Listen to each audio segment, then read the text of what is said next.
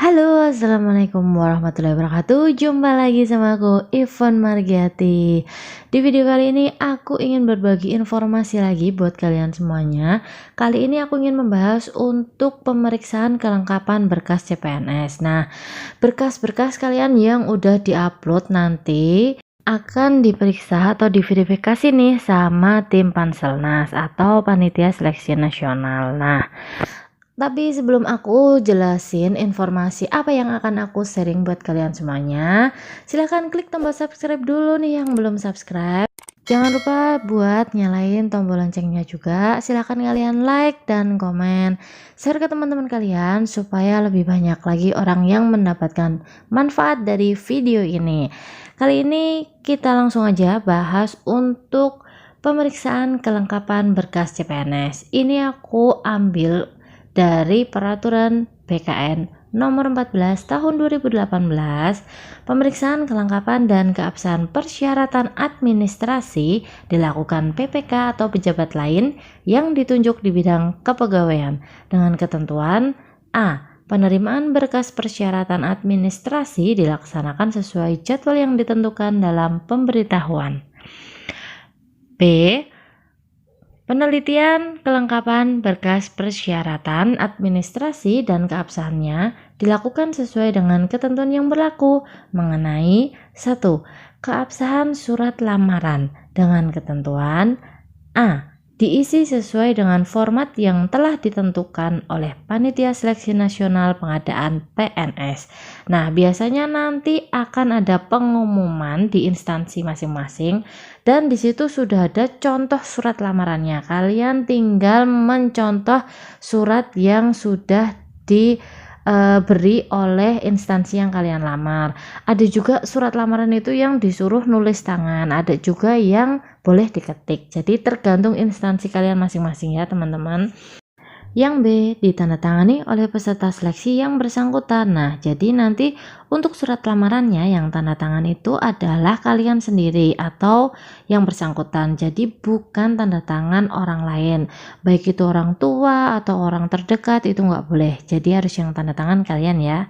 Setelah surat lamaran, yang kedua adalah kesesuaian kualifikasi pendidikan surat tanda tamat belajar ijazah peserta seleksi yang bersangkutan dengan kualifikasi pendidikan yang dipersyaratkan dan dibutuhkan dalam tugas atau pekerjaan dengan ketentuan A.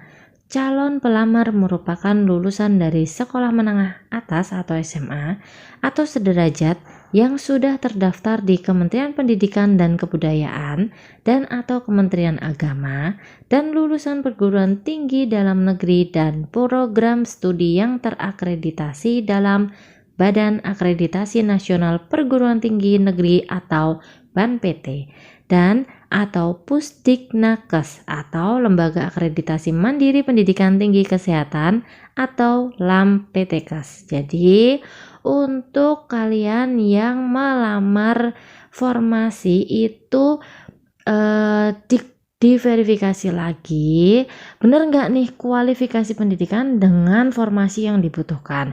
Jadi harus benar-benar yang sesuai ya teman-teman. Misal kemarin ada kasus itu aku pernah pas di tahun aku itu ada kasus dia tuh udah lolos jadi CPNS tapi ternyata ada perbedaan dari kualifikasi pendidikan dengan formasi yang dilamar.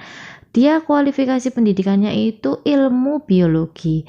Ternyata yang dibutuhkan itu adalah pendidikan biologi. Jadi itu ternyata beda teman-teman. Nah, di situ kemudian ada surat susulan mengenai pembatalan CPNS atas nama yang bersangkutan. Nah, itu benar-benar yang kalian harus teliti lagi ya teman-teman ketika kalian mendaftar menjadi seorang CPNS karena memang harus sesuai dengan kualifikasi pendidikan yang dibutuhkan. Kemudian yang kedua, ijazah yang diperoleh dari sekolah atau perguruan tinggi luar negeri harus mendapat penetapan penyetaraan dari Panitia Penilaian Ijazah Luar Negeri pada kementerian yang menyelenggarakan urusan pemerintahan di bidang pendidikan.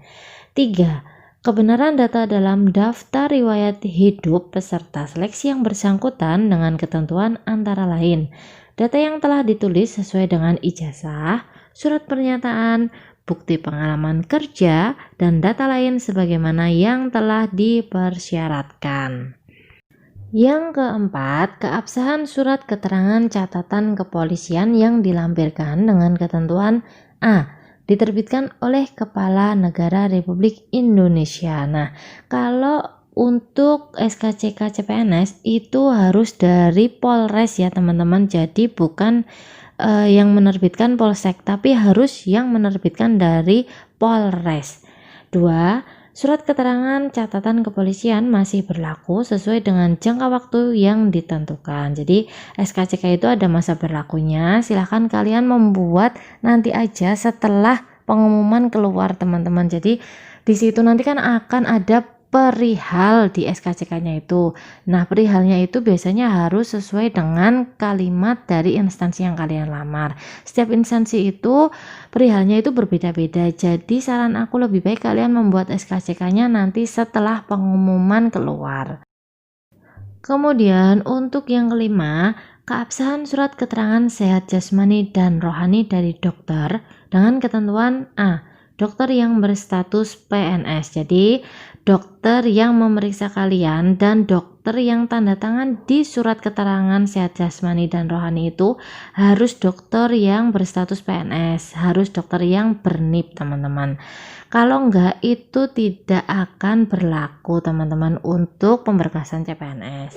B. Dokter yang bekerja pada unit pelayanan kesehatan pemerintah. Jadi untuk melakukan tes kesehatan, kalian harus memilih rumah sakit atau unit pelayanan kesehatan yang punya pemerintah. Jadi, jangan memilih rumah sakit yang swasta ya teman-teman. Lanjut, pemeriksaan yang keenam adalah keabsahan surat keterangan tidak mengonsumsi atau menggunakan narkotika, psikotropika, prekursor, dan zat adiktif lainnya dengan ketentuan A. Ditandatangani oleh dokter dari unit pelayanan kesehatan pemerintah. Nah, ini sama dengan surat keterangan kesehatan tadi. B. Pejabat yang berwenang dari badan lembaga yang diberikan kewenangan untuk pengujian zat narkoba dimaksud. Kalau aku kemarin dokternya itu pemeriksaannya hanya di tes kesehatannya teman-teman.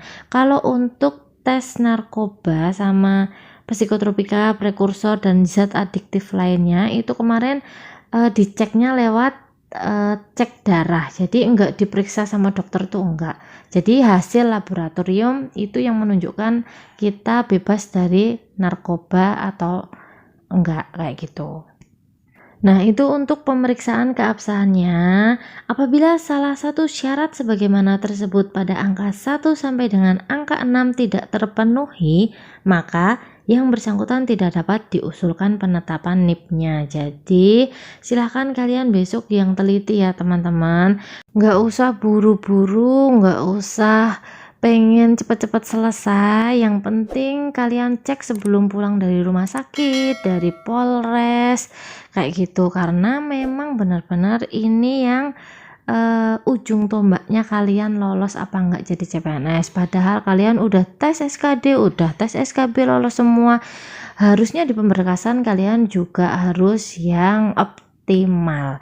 Oke, sekarang kita bahas untuk pemisahan berkas persyaratan administrasi yang memenuhi syarat dan yang tidak memenuhi syarat, serta berkas yang belum lengkap diberi tanda kode yang berbeda dengan ketentuan 1. Berkas lamaran yang memenuhi persyaratan administrasi disiapkan sebagai bahan penyampaian usulan penetapan NIP.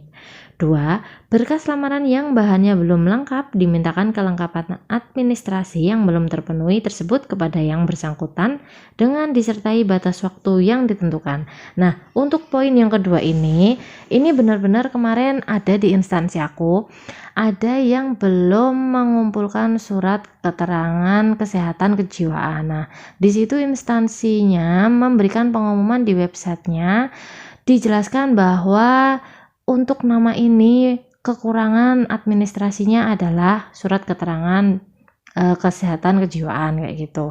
Terus dikasih jangka waktu berapa hari. Nah, nanti akan ada pemberitahuan, makanya kalian jangan lupa untuk selalu memantau website resmi dari instansi yang kalian lamar.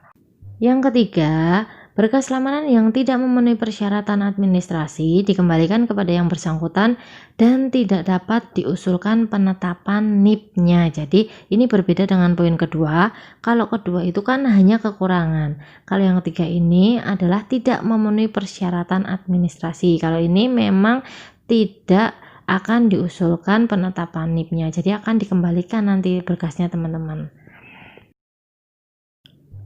Lanjut untuk yang D, apabila terdapat peserta seleksi yang telah dinyatakan lulus dan diterima, kemudian mengundurkan diri atau dianggap mengundurkan diri karena tidak menyampaikan kelengkapan dokumen dalam batas waktu yang ditentukan atau meninggal dunia, maka PPK segera melaporkan kepada Kepala Badan Kepegawaian Negara dan atau Kepala Kantor Regional Badan Kepegawaian Negara dengan melampirkan surat pengunduran diri yang bersangkutan atau surat keterangan dianggap mengundurkan diri dari PPK atau surat keterangan meninggal dunia dari Kepala Kelurahan Desa atau Kecamatan.